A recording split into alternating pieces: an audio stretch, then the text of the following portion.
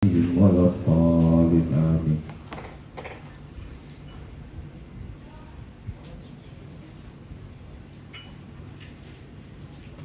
Bismillahirrahmanirrahim. Qala al-musannifu rahimahullahu ta'ala wa nafa'ana wa bi'ulumihi bid-dharain.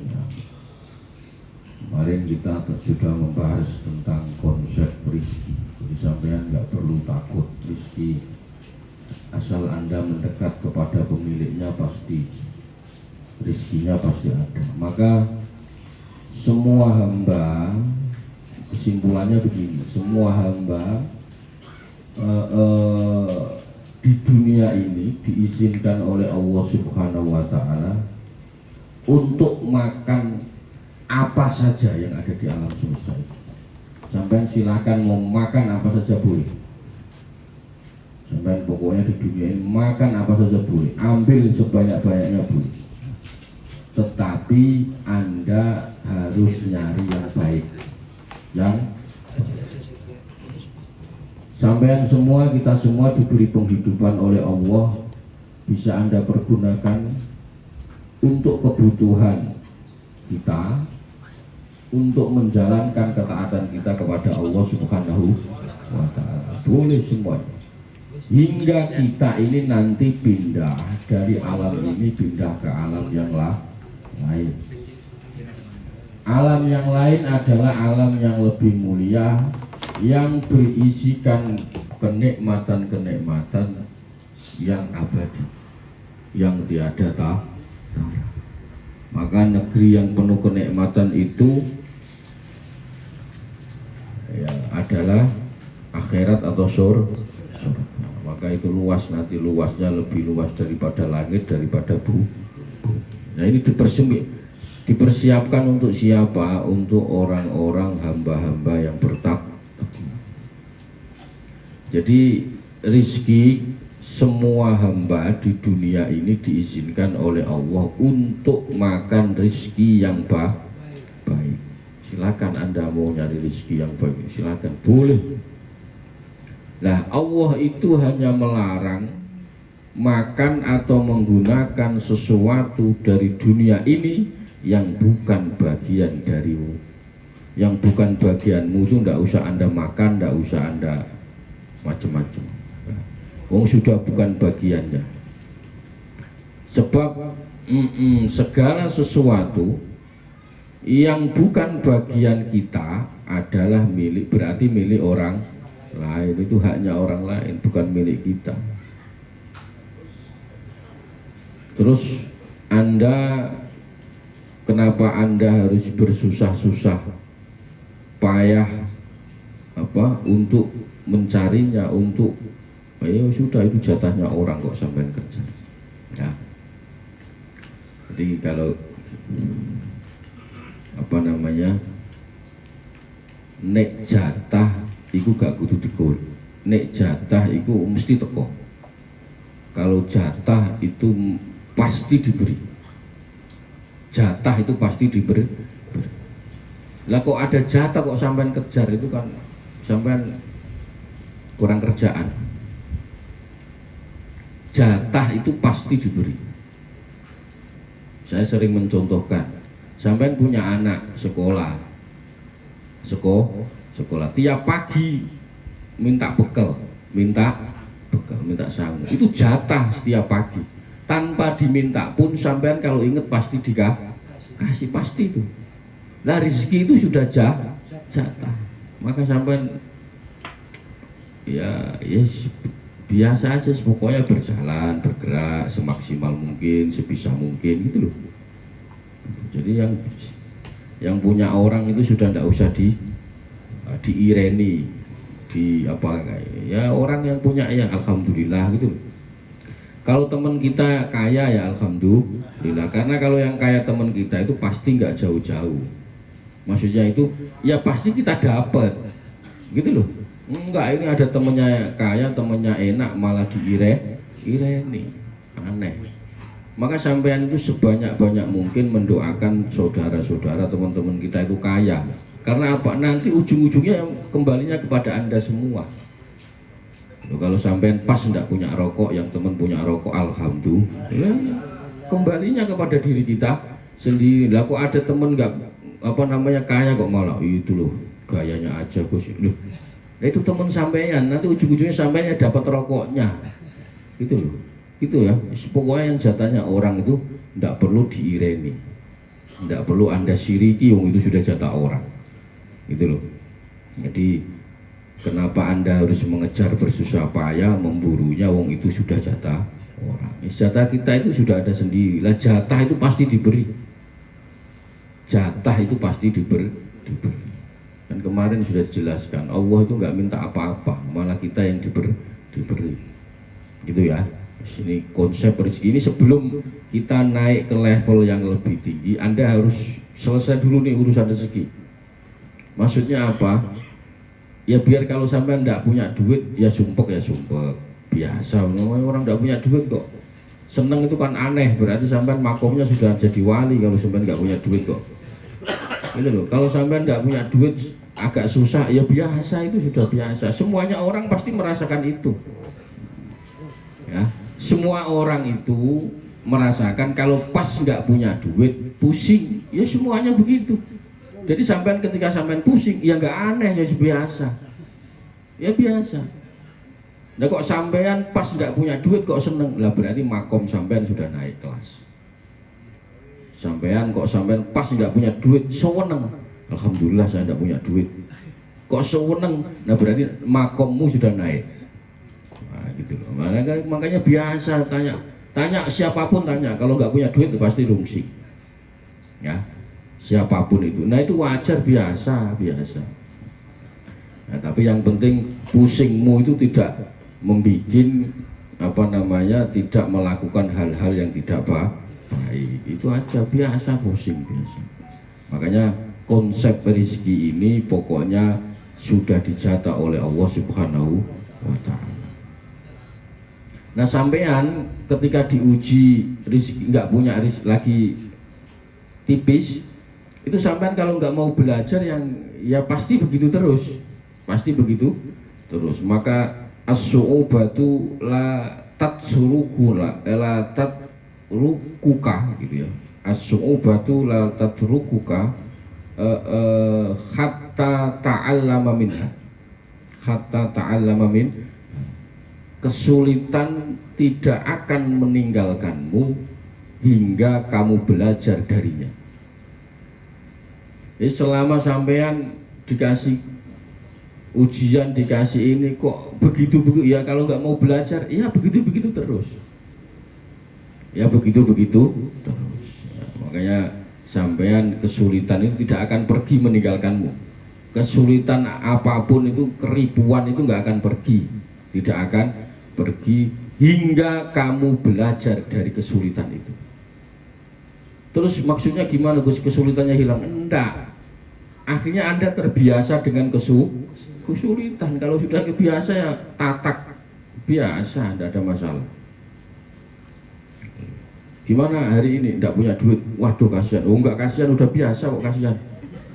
Lu sudah nggak punya duit kok kasihan gimana? Yang aneh itu biasa nggak punya duit, terus punya duit itu aneh malah. Itu loh, tenang aja udah. Beres, pasti nanti jatahnya itu ada. Nah kita itu kadang nggak sabaran, terus melakukan hal-hal yang aneh-aneh itu. Coba Anda mau sabar sebentar saja, selesai itu urusan semuanya. Nah, makanya kuncinya di situ. Sampean tidak akan lepas dari kesulitan hingga Anda mau belajar dari kesulitan. Terus kalau istilah guru saya itu gini, racun itu sudah menjadi obat. Racun itu sudah menjadi obat. Maksudnya apa Gus? Kebal dari racun? Enggak. Ya sudah terbiasa.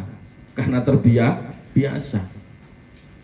Jadi racun itu sudah terlanjur jadi obatnya. Sampai dihantam ribu tiap hari ya.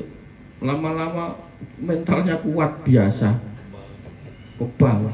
Nah kalau Anda tidak mau belajar dari situ, ya pusing terus. Nah, makanya as-su'ubatu la tatrukuka hatta ta'allama minha. Sampean harus mau belajar dari kesulitan itu. Terus ini clear ya, pokoknya ini soal rezeki udah. Kalau sampean ingin rezekimu tambah, ingin rezekimu macam-macam, itu ada 8 jurus penjuru mata angin. Nah, 8 jurus penjuru mata angin. Sampean kemarin sudah tak jelaskan satu-satu. Sampean maksud saya gini, jangan cuman dapat 1 jurus doang. Apa itu? Hanya sekedar usaha terus dapat sesuatu. Sampean harus lewat rezeki lewat istighfar, rezeki lewat takwa, rezeki lewat sedekah, itu semuanya. Jadi ada 8 penjuru mata angin, rezekinya lewat itu semua. Nah selama ini kita hanya melakukan sesuatu dapat sesuatu, yaitu kerja.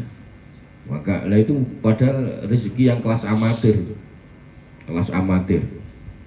Contohnya nanti kalau sampean sudah umur 80 tahun, 90 tahun, mau nyari rezeki lewat situ, waduh. Sampean sudah umur 80 tahun, jalan aja sudah ripuh, mau nyari rezeki lewat melakukan sesuatu dapat sesuatu, waduh, ripuh sampean. Ya benda, iya. Maka kemarin tak jelaskan ada 8 penjuru mata angin rezeki. Sampean tambah takwa pasti diberikan jalan keluar. Sampean sedekah pasti ditambah. Sampean syukur pasti ditambah. Semuanya itu jalan rezeki, pintunya dari situ semua. Nah rezeki yang melakukan sesuatu mendapat sesuatu itu hanya rezeki yang paling amatir, kelas ecek. Maka kalau sampean masih berharap itu, ya makomnya masih ecek-ecek. Maka oke, itu tetap jalan, tapi yang lain juga jalan, istighfarnya jalan, takwanya jalan, syukurnya tambah. Itu syukurnya tambah. Makanya ini rezeki. Fa'ahluhu ala bisati ilmi tauhidi wa syar'i salimina minal hawa wa syahwati wa tabi.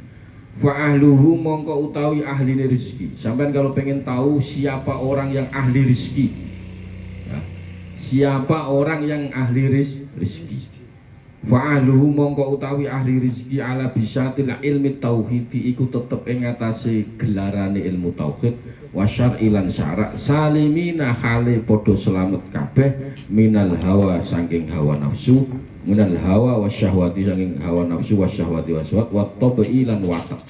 Nah, ini apa namanya, orang yang paling ahli, manusia yang paling ahli menerima rezeki.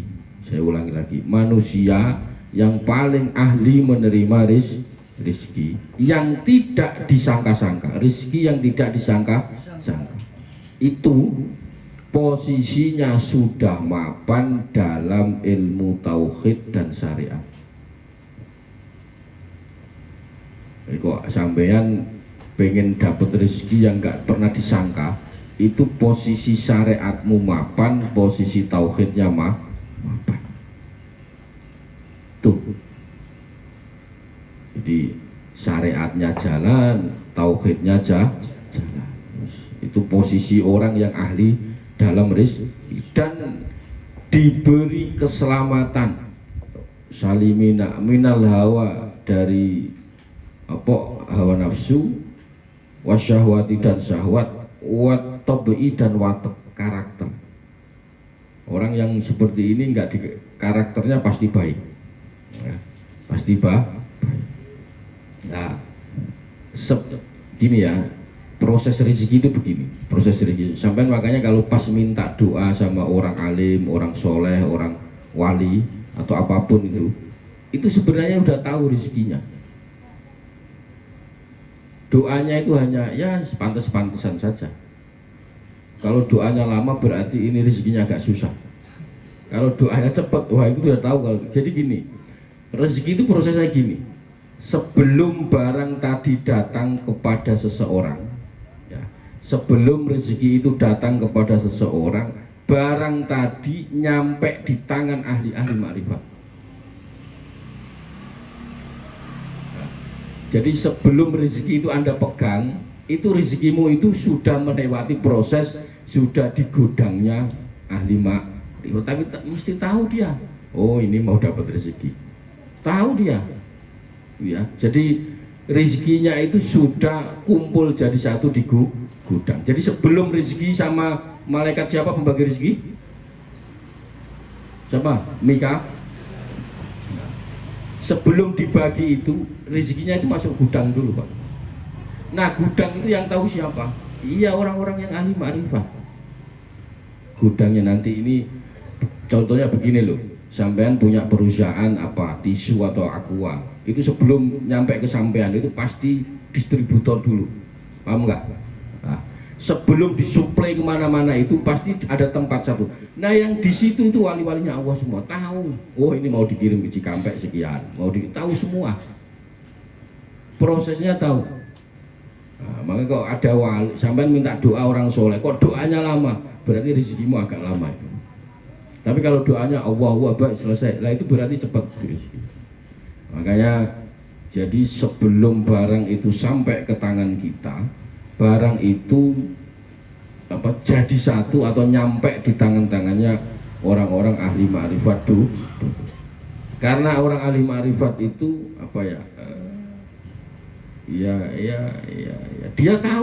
dia tahu karena dirinya ini milik Allah Subhanahu wa ta'ala, dan apa saja yang Allah kehendaki, Allah berikan kepada dirinya ya juga milik Allah Subhanahu wa ta'ala. Nah, kalau kita enggak, kalau kita tidak pas diberi rezeki, ini milik saya, ini milik saya. Sampai pas sedekah, tak kasih sedekah, itu kayak sedekah itu milik kita, padahal enggak. Semua yang nyampe ke tangan kita itu hakikatnya milik Allah Subhanahu wa ta'ala. Jadi konsep rezeki itu begitu. Jadi sampean kalau minta doa kepada orang-orang soleh itu lihat aja, kalau doanya agak lama berarti wah ini rezekinya. Karena nanti pasti ngangkutnya kejauhan. Kan tadi prosesnya itu, ini saya mencoba untuk menganalogikan ya. Jadi rezeki itu numpuk dulu di tangan-tangannya orang-orang ahli makrifat, ngumpul dulu di gudang distributor itu sebelum disuplai ke tempat-tempat, ke Cikampek, ke ini, ke macam-macam. Itu ngumpul dulu. Maka sampai cari orang-orang yang top di Kerawang itu, cari tanya, ini rezekinya mau disuplai kemana? Kira-kira ada nggak yang ke Cikampek alamatnya ini, ada yang nggak? Itu sampai tanya dulu biar sampai enak. Jadi rezeki itu konsepnya seperti itu. Orang-orang ahli makrifat itu tahu duluan. Makanya ketika ketemu terus, wah sampean ini mau nikah lagi, itu tahu dia karena sudah ada kok tulisannya, kok sudah rezeki. Bukan tulisannya, jadi sudah ngumpul di gudang. Nah, kalau sampean ingin masuk ke gudang itu berarti Anda harus ahli makrifat dulu. Berarti sampean rizkinya makomnya harus sampai syariat dan tauhid itu mapan. Syariatmu jalan, tauhidmu mapan tauhidnya itu sudah, pokoknya siapa Allah itu Tuhanku, Allah yang ngasih makan saya, Allah yang memberi saya ini, yang itu begitu. Jadi selesai. Nah, ini rizki. Jadi sudah. Maka semoga kita ini hanya bisa semoga saja. Semoga rizkinya tambah, hanya itu aja. Tapi sampai tanpa begitu pun jatah rizkimu itu pasti sudah ada. Rizkimu sudah ada, sudah diatur, sudah disimpan di distributor tadi itu. Cuman kadang dikeluarkan seberapa itu. Itu konsep rezeki. Maka tidak apa-apa, kita sudah tahu rezeki kita, tetapi kalau bisa rezeki kita itu tidak hanya bersumber dari satu sumber, maka kita harus mencari sumber yang lain. Apa itu, Gus? Takwa, istighfar, syukur, sedekah, itu jalur rezeki yang lain. Jadi gak hanya lewat rezeki melakukan sesuatu mendapat sesuatu. Bismillahirrahmanirrahim. At-tadbiri, tadbir. Nah, ini kelakuan kita semua, ngatur. Kita itu sukanya ngatur. Wahdar, takutlah kamu minat tadbiri, dari mengatur ma'allahi, bersama Allah Ta'ala. Takutlah kamu mengatur, ikut-ikutan mengatur urusanmu bersama Allah Subhanahu wa Ta'ala. Kita itu sering ngatur, Pak.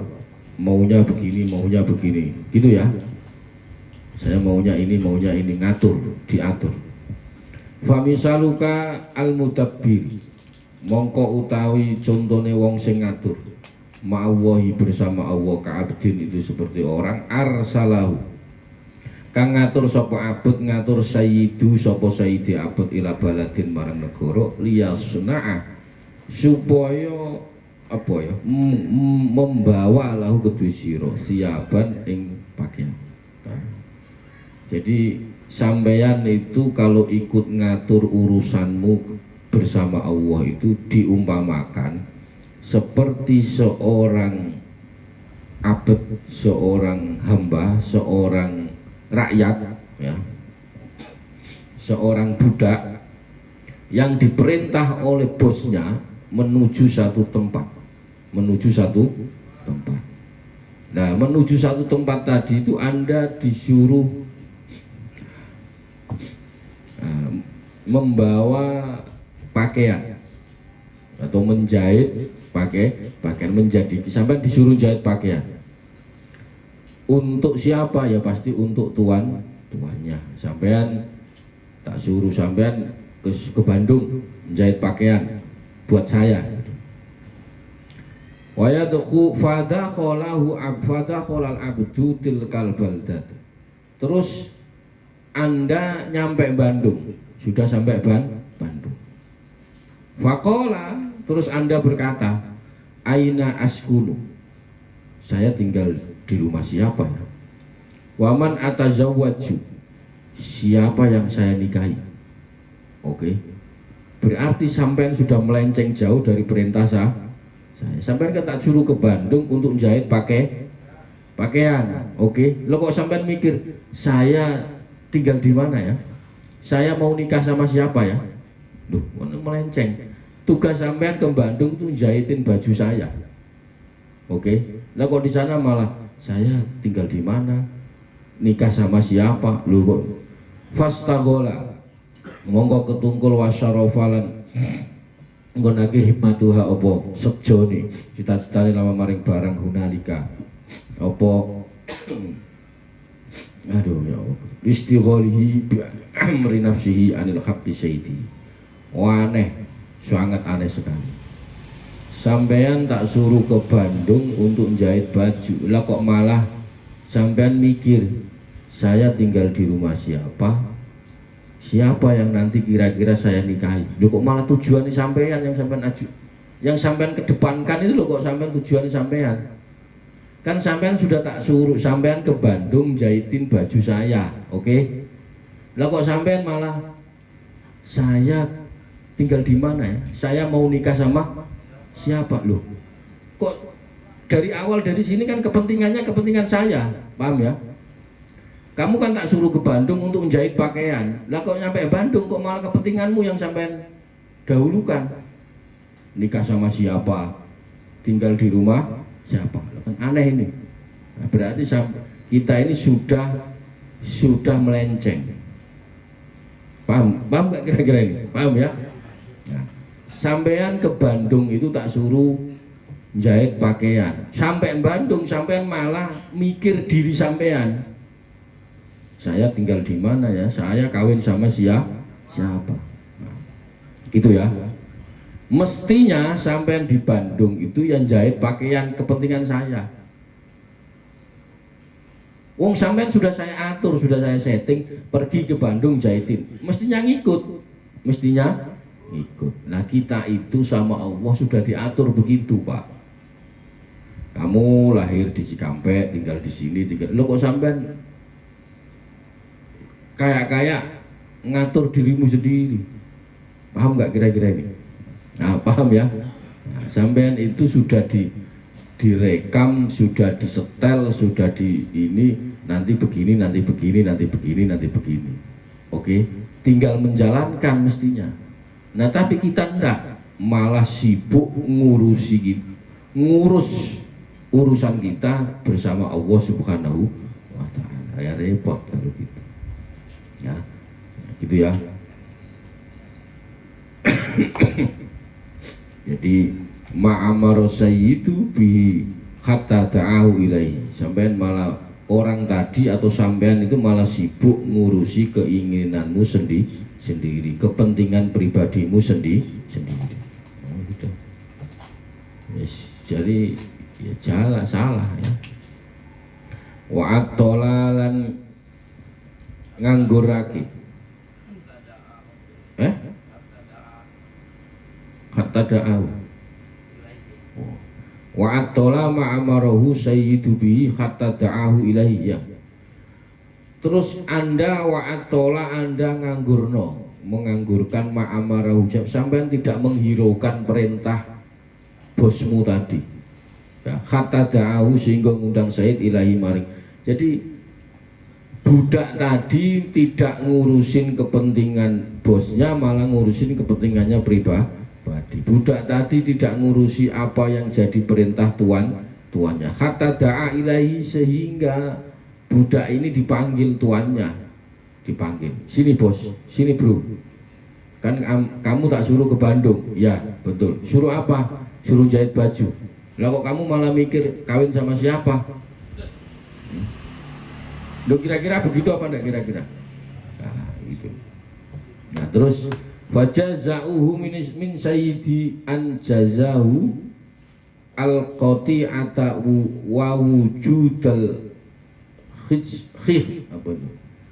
Hijbati ya, apa itu? Hak itu ya.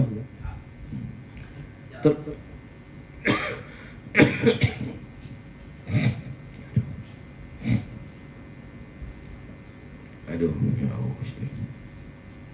Wa wujudal hajbati gitu.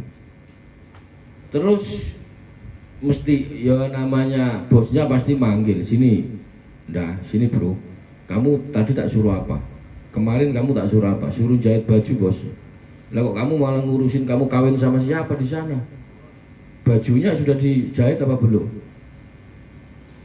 Pertanyaannya begini, pantas enggak bosnya ini menghukum? Hah? Pantas apa tidak? Pantas. Anda memerintahkan siapapun lah itu, sampean punya anak buah, sampean punya ini, Anda perintah jahit baju. Loh kok malah di Bandung malah kawin, itu kan aneh, malah disuruh jahit baju malah kawin. Jadi maka siapa bos tadi memanggil budak tadi itu, iya pastinya, aduh, malah budak tadi malah sibuk ngurusi kepentingan dirinya, meninggalkan hak-hak tuannya. Aneh ya. Paham ya, maksud saya paham ya. Maka sampean itu sudah diperintah Allah jelas. Kita diciptakan oleh Allah itu untuk ibadah. Ya sudah, fokus ibadah saja.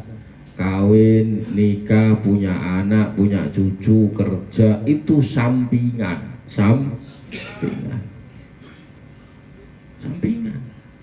Nah kalau sudah tahu sampingan, ya biasa-biasa saja. Berarti yang Anda harus seriusi yang mana? Yang ibadah. Nah seandainya sampean malah ngurusi sampingan Anda, ya pantas kalau dihukum lah. Paham ya?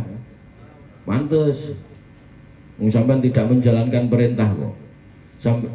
Iya, bos merintah anak buahnya suruh jahit baju, lo kok malah kawin. Wah, aneh. Nah, makanya biak itu sudah biasa. Makanya sampean harus tahu bahwa tujuan kita diciptakan itu untuk ibadah. Loh, kan ini semampu Anda. Allah itu nggak pernah maksa.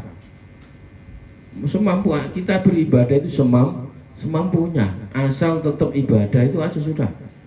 Nah urusan yang lain, menikah, punya anak, punya cucu, kerja, ketemu temen ngopi, itu sampingan. Dan jangan sampai sampingan ini malah mengalahkan yang penting, gitu loh. Paham ya? Nah, itu maksud saya itu. Jadi maksudnya begitu. Jadi Anda sudah diatur oleh Allah, malah Anda ngikut ngatur. Oh, enggak bisa Gus, saya ini kalau enggak kerja enggak makan Gus. Gimana Gus? Waduh, berarti sampean kayak ngatur. Kalau sudah enggak kerja enggak makan. Kambing enggak ada yang kerja yang makan. Gitu. Kerja kambing kerjanya apa? Yang makan. Semut enggak kerja yang makan. Gitu loh. Tugasmu itu hanya menjalankan perintah, disuruh kerja saja, gitu loh. Ya, itu makanya ini yang kita disuruh perintah untuk bekerja.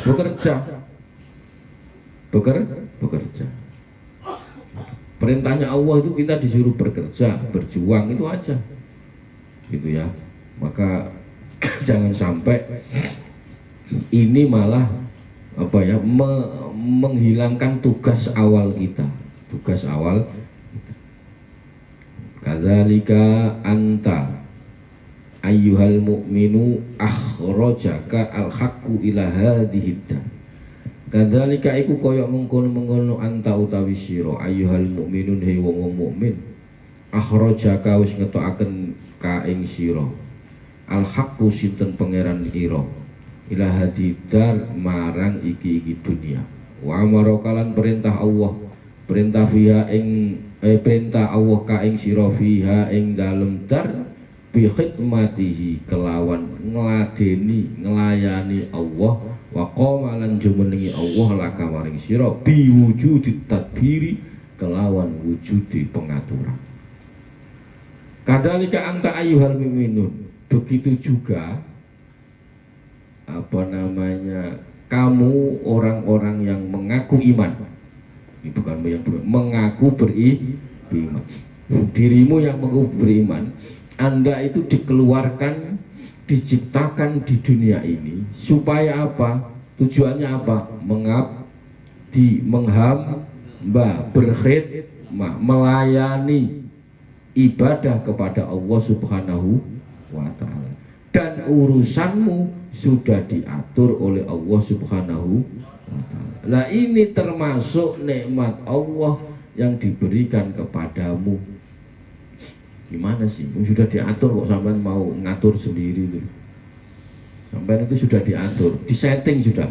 Lahir di sini, nanti nikah sama ini, punya adik berapa, punya kakak berapa, nanti begini, nanti begini.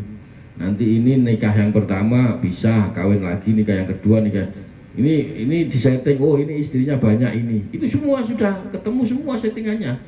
Anda jangan mengatur sendiri. Loh, kalau mengatur sendiri ya rusak. Kuncinya sampean, pokoknya kuncinya khidmah, menghamba ibadah, itu aja. Karena perintah awalnya itu. Nah, yang lain ini nikah, pengen nikah lagi, terserah, tidak apa-apa kalau ini, gitu loh. Itu semua selingan, selingan, ngopi, ini, itu semuanya selingan. Gitu. Nah, yang paling penting itu adalah Anda tetap beribadah. Fa ini staghalta fiha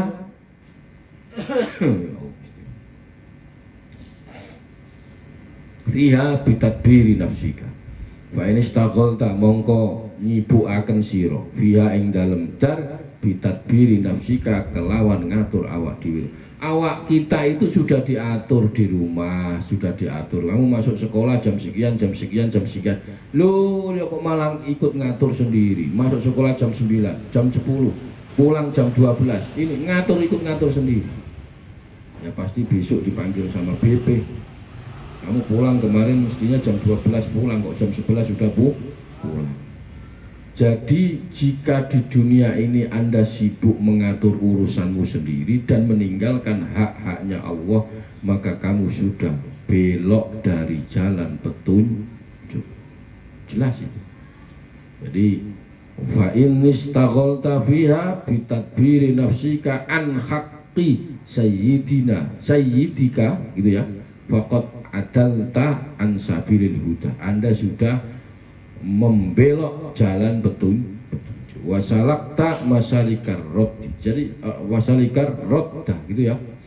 Nah, sampean sudah diatur kok ikut ngatur sendiri, maka wasalakat Anda sudah ngambah siro masalikal roda ing piro-piro daran kerusakan, daran kehancuran. Kalau sampean tidak mengikuti jalan ini, berarti Anda sudah masuk jurang kerusakan, jurang kehancuran. Karena Anda diciptakan awal untuk ibadah, kawin, punya anak, punya cucu, semuanya itu selingan, kerja semuanya itu selingan. Maka selingan ini jangan Anda jadikan prioritas, paham ya?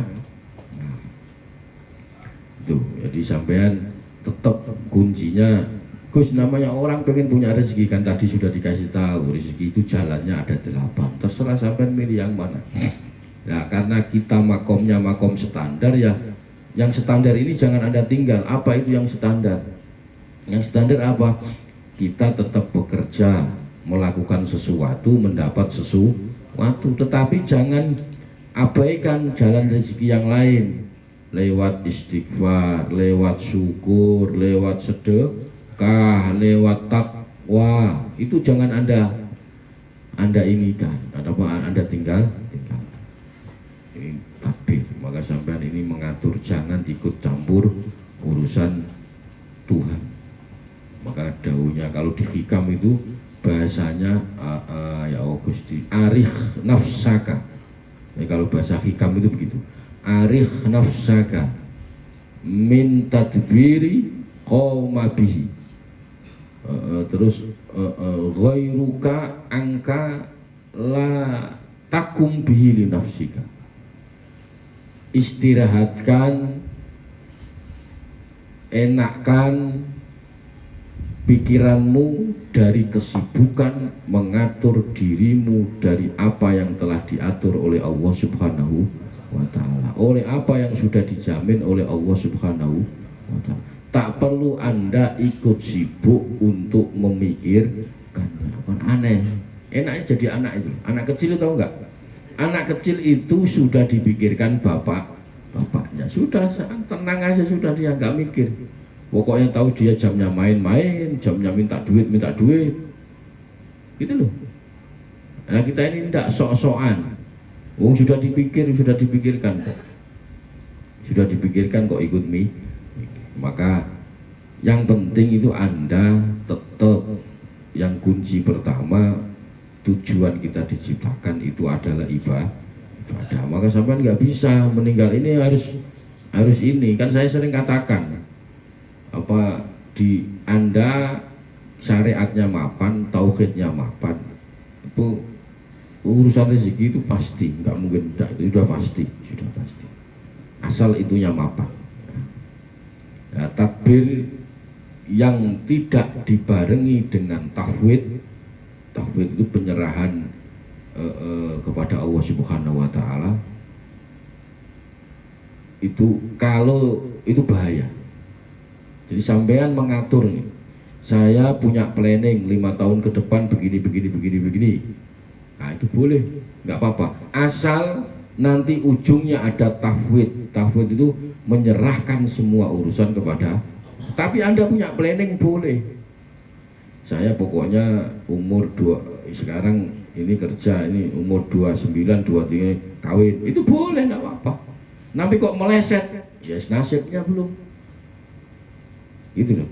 Tapi boleh, itu boleh, Anda melakukan itu boleh. Jadi takbir yang tidak dibarengi dengan tauhid menyerahkan, wah bahaya, maka harus dibarengi. Maka saya sering ngomong duit, doa, usaha, evaluasi, tawakal.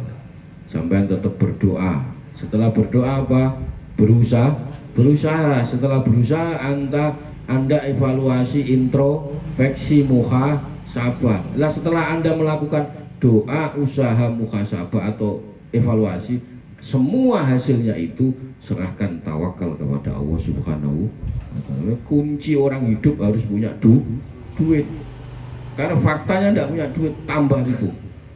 Doa, usaha, evaluasi, tawakal. tawakal.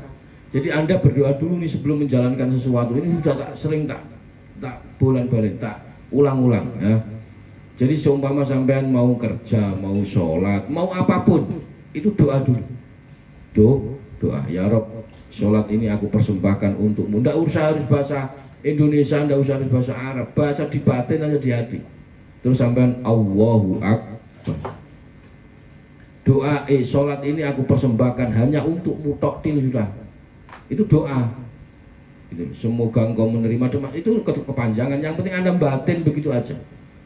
Setelah itu Allahu Akbar. Lah Allahu Akbar itu bentuk usaha. Bentuk usaha. Setelah Anda usaha, Assalamualaikum warahmatullahi wabarakatuh, Assalamualaikum warahmatullahi wabarakatuh, Anda evaluasi, Anda intro, si perasaan saya sholat kok masih inget utang, inget ini, inget itu, evaluasi. Masih inget ini, perasaan saya Islam dari lahir, ya, sholatnya kok inget cuci, ya nggak inget bakso, inget mau macem-macem, inget macem-macem. Nah ini butuh evaluasi, butuh introspeksi, butuh muhasabah. Setelah Anda muhasabah, mentok-tok, ya Allah memang saya ini nggak jelas, ngaku begitu, nggak apa-apa. Saya ini memang makhluk yang lemah, makhluk yang dhaif. Semua ini sudah saya berusaha, saya tawakal kepadamu.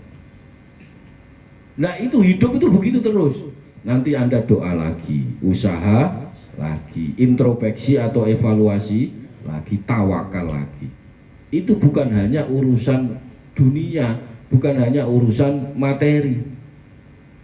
Nah kalau sampean biasanya telat mikirnya, 20 tahun baru sadar, perasaan saya kerja tiap hari nggak kaya, baru sadar. Sudah mau PHK, sudah mau pensiun itu baru sadar, perasaan nggak kaya, karena kita tidak pernah evaluasi, tidak pernah muhasabah. Pokoknya jalan aja, sudah di apa kalau istilahnya, sudah di zona nyaman. Anda punya pekerjaan itu mau Anda anggap nyaman, dan Anda tidak pernah evaluasi. Pokoknya saya pegawai pabrik, saya pokoknya guru, saya itu nggak pernah Anda evaluasi. Ya jangan salah kalau nggak kaya, karena selama ini tidak pernah dievaluasi, tidak pernah introspeksi, ya nggak kaya. Paham ya? Itu urusan kerja, urusan pekerjaan. Nah urusan ibadah itu juga sama, sholat, puasa, apapun. Perasaan dari kecil dilatih puasa, tapi puasanya kok ya masih sekedar nahan makan, nahan minum, matanya masih kemana-mana, kupingnya masih kemana-mana, mulutnya masih kemana-mana, kakinya masih kemana-mana. Nah itu namanya evaluasi, introspeksi. Nah setelah itu Anda mengaku salah, mengaku lemah, semua pasrahkan kepada Allah Subhanahu wa Ta'ala. Loh ya apa enggak, selama ini yang sudah bekerja merasa zona nyaman apa tidak? Nyaman, karena merasa sudah punya pekerjaan. Ya sampai kapanpun ya standar aja, udah begini aja, pokoknya tiap bulanan terima, tiap bulanan gitu. Nah kalau sampean pengen kaya, caranya kayak tadi itu, doamu jalan, usahamu jalan, evaluasimu jalan. Setelah itu Anda tawakal, tidak akan stres orang seperti itu. Orang yang seperti ini kalau gagal nggak stres. Nah kalau orang, maka saya sering ngomong, kalau yang di luaran sana itu cuma punya usaha, evaluasi, usaha dan evaluasi. Dia tidak punya tawakal. Ketika gagal, stres, bunuh diri, banyak itu. Karena dia kalau sudah usaha seperti ini pasti sukses, padahal tidak juga. Maka dia karena tidak punya tawakal. Maka kita Islam mengajari konsep hidup dalam apapun itu, dalam bermasyarakat, beribadah, ekonomi. Itu yang pertama Anda harus doa. Kenapa? Karena kita ini nggak mampu apa-apa, la haula wala quwata, kita tidak mampu apa-apa. Kita berdiri nih ya didirikan, tangan kita gerak digerak. Hakikatnya ya, saya mau hakikatnya. Maka Anda perlu berdoa itu. Nah doa itu termasuk senjatanya orang-orang mukmin. Doa itu.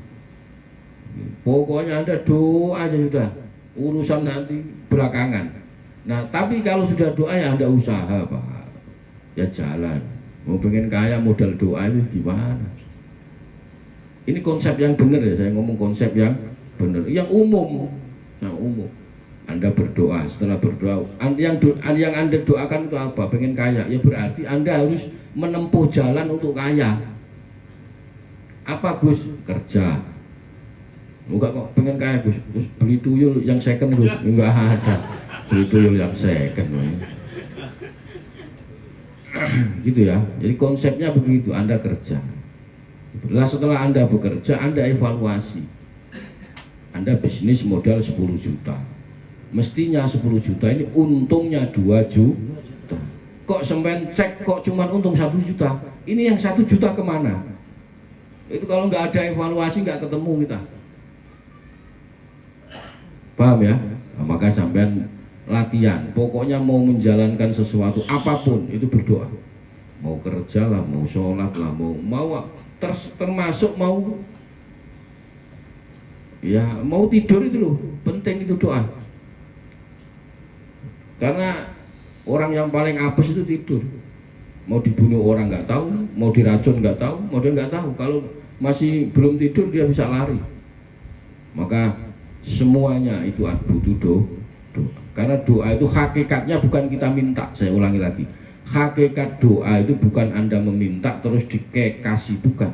Hakikat doa itu Anda makhluk yang lemah melaporkan sesuatu tentangmu kepada zat yang maha kuat, yang maha punya, yang maha kuasa. Itu doa. Bukan urusan nanti sampai di ACC, itu bukan. Pengakuanmu itu penting. Pengakuan kita itu penting bahwa saya lemah, saya miskin, saya ini, itu penting pengakuan itu. Nah Allah itu paling senang dengan seperti itu. Paling senang dengan yang seperti itu. Maka kalau Anda ingin mengatur sesuatu, mengatur planning Anda ke depan bagaimana, itu boleh, tetapi harus dikasih tafwid. Anda harus menyerahkan semua hasil dari ikhtiarmu, hasil dari evaluasimu, Anda serahkan kepada Allah Subhanahu wa Ta'ala. Maka kata dawuhnya baginda Nabi itu at-tadbir nisful ma'isyah. Mengatur apa yang menjadikan keperluanmu itu sebagian dari hasil. Anda boleh mengatur saya hidup, pokoknya target saya ini 10 tahun jadi ini. Nah ini ditata mulai 1 tahun, 2 tahun, 3 tahun, itu harus ditata dulu. Nah hasil dari pengaturanmu itu nanti serahkan kepada Allah Subhanahu. Itulah ada orang kok ngawur, ya repot ngawur. Pokoknya tani Gus, ya macam-macam. Kalau nggak pakai aturan ya repot. Anda mengatur boleh, tetapi aturanmu itu endingnya harus Anda serahkan kepada Allah Subhanahu wa Ta'ala. Itu ya. Pokoknya kuncinya itu. Tapi yang tidak bisa dihilangkan adalah tujuan kita di dunia ini diciptakan untuk ibadah. Tidak ada yang selain itu. Tidak ada yang selain itu. Maka ketika sampean menjalankan apa saja, itu hubungannya pasti dengan ibadah. Nikah itu ya ibadah. Punya anak ibadah. Memberi nafkah anak, memberi nafkah istri juga ibadah. Melayani suami, melayani anak juga ibadah. Itu hakikatnya itu. Hakikatnya itu semua ibadah.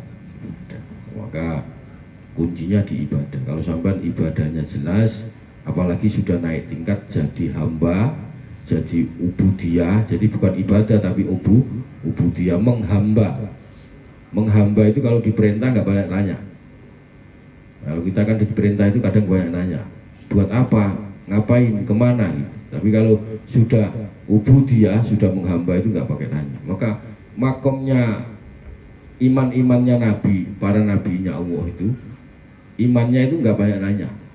Jadi kalau diperintah Allah, kamu terbang, ya nggak nanya, terbangnya pakai apa, enggak. Kalau kita kan nanya, kalau sampai disuruh terbang, naik apa Gus, naik pesawat, naik gitu. Kalau imannya Nabi, itu nggak pakai begitu. Suruh terbang aja, dia nggak mikir mau nanti terbang pakai apa, nggak mikir. Paham ya? Itu imannya Nabi. Lah kita disuruh agak muter sedikit. Terbang, oke, terbangnya pakai apa ini? Itu. Nah kalau Nabi tidak begitu. Nabi-nabinya Allah itu nggak begitu. Semuanya imannya begitu karena Allah yang perintah langsung. Nah, makanya kita ini dalam rangka latihan imannya seperti imannya para nabi. Jadi kalau diperintah nggak banyak protes, jalan aja udah. Gitu ya. Semoga manfaat. Kurang lebihnya saya mohon maaf. Wallahul muwaffiq ila aqwamit thoriq. Wassalamualaikum warahmatullahi wabarakatuh. Maulaya sholli wa sallim